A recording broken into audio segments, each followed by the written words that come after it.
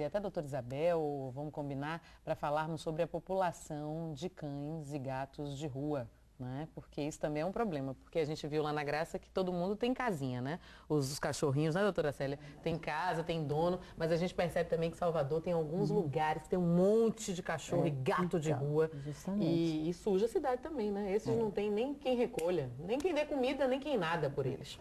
A gente volta com o nosso banho de serviço com a doutora Célia Padilha, defensora pública, www.defensoria.ba.gov.br, 129, que é o Disque Defensoria, e a gente está falando sobre a PEC da separação, que facilita, né, para aqueles casais que querem se separar, facilita esse processo, esse procedimento. André de Simões Filho, a gente saiu do ar no outro bloco, né, do bloco anterior, com a pergunta dela. Fui casada há 2 anos, convivo já com outra pessoa, como fazer para resolver a separação? Divórcio, André. E agora com a PEC você não precisa mais fazer separação.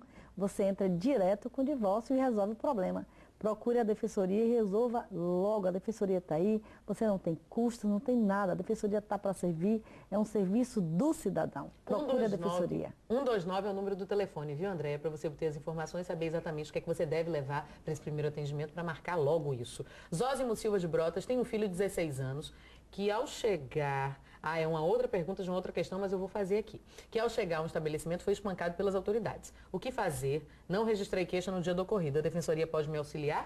Pode sim. Você pode procurar a Defensoria Pública de Direitos Humanos, que fica na rua Pedro Lessa, 123, no Canela, que vai tomar as providências, vai registrar queixa, inclusive entrar com uma ação indenizatória para reaver o que ele sofreu e também para cobrar de quem praticou isso. Você deve procurar a Defensoria Pública de Direitos Humanos no Canela, mas vá imediatamente, não deixe isso em branco, de maneira nenhuma. Uma anônima diz assim, doutora, quando envolve bens, dinheiro, como é que você dá o processo do divórcio de forma natural ou há complicações?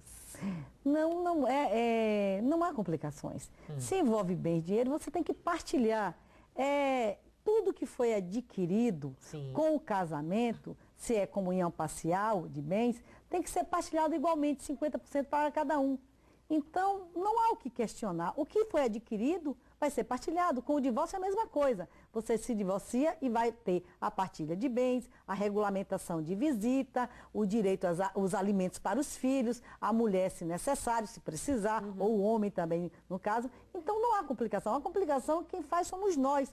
Quando às vezes brigamos e discutimos por pequenas coisas. A gente tem que ver o que é maior, o que é que está em jogo. Você quer se livrar de uma situação que te incomoda, de uma situação ruim que está vivendo. Você não pode se apegar a pequenas coisas, você tem que olhar o maior. Qual é o maior aí? É o divórcio, para que você tenha a sua tranquilidade, você possa viver bem e sair daquela situação ruim, constrangedora e que inclusive, causa até às vezes doença para a mãe, doença até para os filhos que estão convivendo naquela relação doentia, naquela relação ruim. Então é muito importante a consciência do casal para que isso não perdure. Porque além do casal que sofre, e que você vê já tem uma certa maturidade, mas o sofrimento maior são dos filhos, que não compreendem aquela situação. E Roberto da Barra, ele traz outra questão a respeito de bens também, né? Tem um negócio que assim, no início é meu bem, no final meus bens, meus bens. Convivo com uma pessoa há 5 anos, caso venha me separar, menino, não pense nisso. Caso venha me separar, doutora, tenho que dividir meus bens com ela?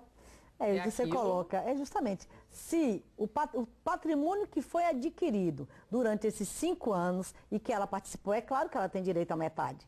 Agora, o que você já tinha, ela não tem direito, mas o que vocês adquiriram juntos, ela tem direito. A gente não pode começar uma relação ou numa relação, tá pensando o que a gente vai perder ou ganhar. Você tem que ir em frente na relação e quando se desfaz essa relação, quando ela termina, dividir o que construiu. Claro. Afinal de contas, tem que ser. A gente não pode omitir ou privar a pessoa do seu direito de maneira nenhuma. Olha, Rita Minha Xará, que mora no Caminho de Areia, diz assim, doutora, recebo uma pensão judicial do meu marido, deve ser o ex, né? Isso. Essa pensão só será interrompida se ele recorrer? Ela não fala de filhos, não fala quanto é. Também não entendi direito, não.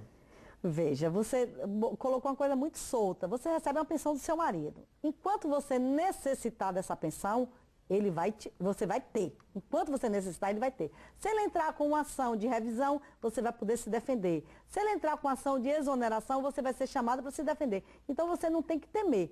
Enquanto você precisar, você vai ter essa pensão. Agora, se você tiver condições de trabalhar para se manter, você deve também procurar isso. Não deve depender só dessa pensão. Certo. Agora tem que ter segurança de que quando for você precisar, essa pensão será mantida, é um direito seu. Olha, a doutora Célia Padilha ainda continua conosco hoje no programa, viu? A gente ainda tem mais um tempinho com ela. A gente vai voltar a conversar no próximo bloco com o doutor